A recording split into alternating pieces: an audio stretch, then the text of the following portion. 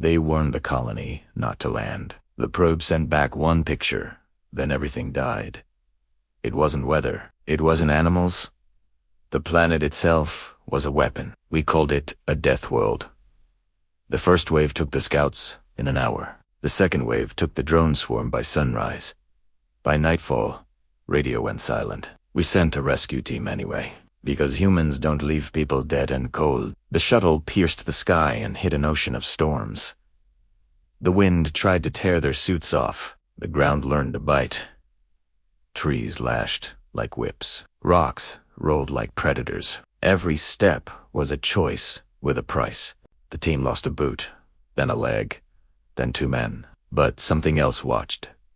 Patient, clever, hungry. It adapted to our tactics in real time. It learned us, it planned for us. And when it came for the base, we realized we had already been hunted. When the shuttle broke through the planet's atmosphere, the sky seethed with colors no one had seen in any atlas.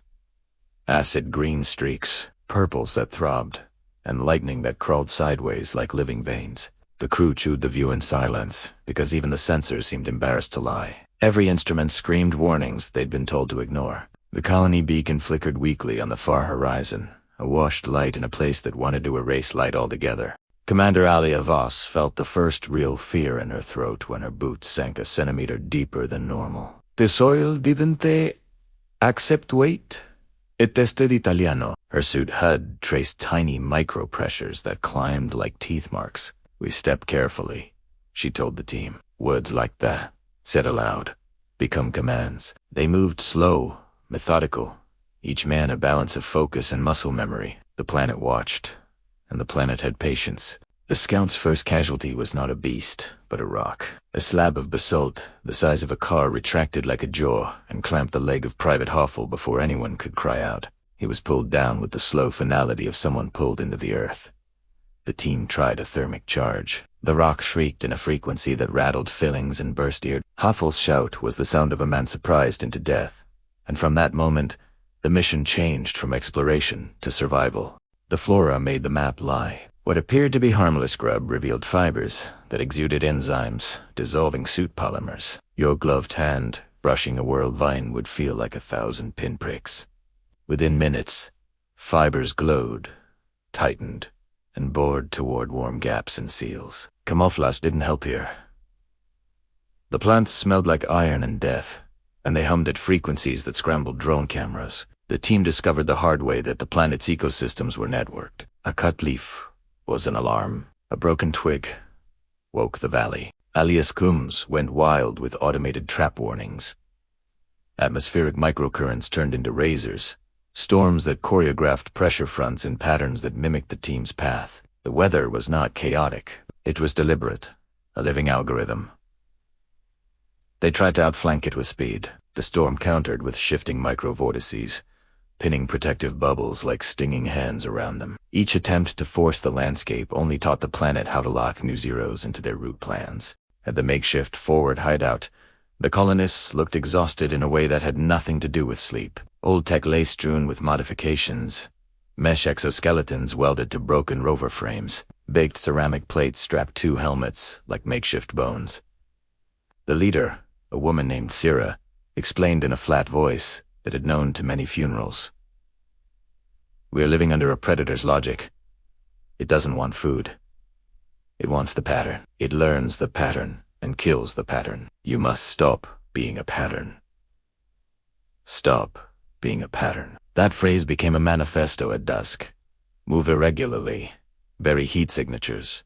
Fire in false arcs. The colonists had turned improvisation into doctrine. Human ingenuity gave them teeth. They set mirrors to confuse the phototropic vines. They burned patterns into the ground to overload the chemical senses of the burrowing stones. They trained low-tech drones to move in unpredictable waves, creating noise that the planet's network had to catalog as false positives. For a few hours, they carved a corridor of safety by being illogical, by firing volleys that the environment couldn't reconcile. The Deathworld pushed back and missed its beat. The team breathed. What kept the tension high, though, was the sense of adaptation radiating from the world itself. Each countermeasure worked once. The next step taught it. The mirrors learned to reflect wavelengths that heat-seeking sensors ignored. The vents that used hot air to mask human signatures were sealed by sudden low-pressure changes so sharp they collapsed lungs. The Deathworld was not a mindless hazard.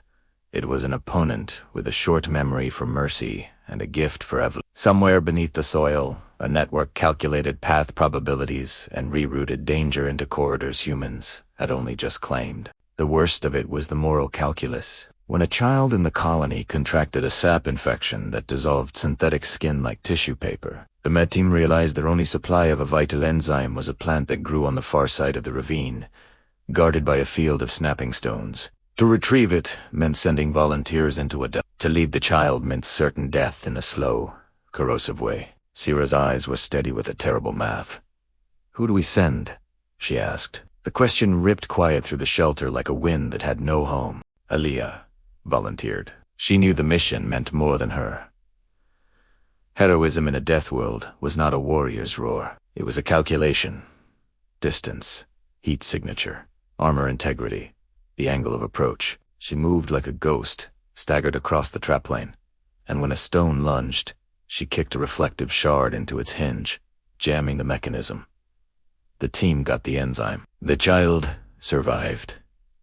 Such moments were small triumphs made of brutal arithmetic, but the planet never forgot. The retrieval was recorded into its living map. That night, alarms buried in the soil sounded in synthetic patterns that mimicked human language. A taunt, no doubt. The hunters came in silence, silhouetted against a sky like broken glass. Their shapes weren't animals. They were assemblages of stone and vine that moved with a single, patient purpose. Men who had learned to improvise found that improvisation had limits. One by one, traps failed. Valves ruptured. The earth took its tuition in blood. Humans did something the world hadn't expected. They turned its learning back on itself. With a stolen relay and jury-rigged code, the engineers injected false inputs into the planetary network. The Deathworld sensors began to catalog meaningless data. Gravitational anomalies, phantom heat signatures, impossible rain patterns. Confusion spread underground, vines misfired, stones miscoordinated. The living algorithm stuttered. In that stutter, Womansistruk, not with the blunt force of technology, but with the blunt truth of stubbornness. They fought with hands, with blades, and sometimes with the kind of terror that makes adrenaline a tool. The Deathworld convulsed as its own systems self-corrected and failed. For the first time, the hunters retreated. The survivors did not cheer so much as exhale, as if they'd been underwater for years.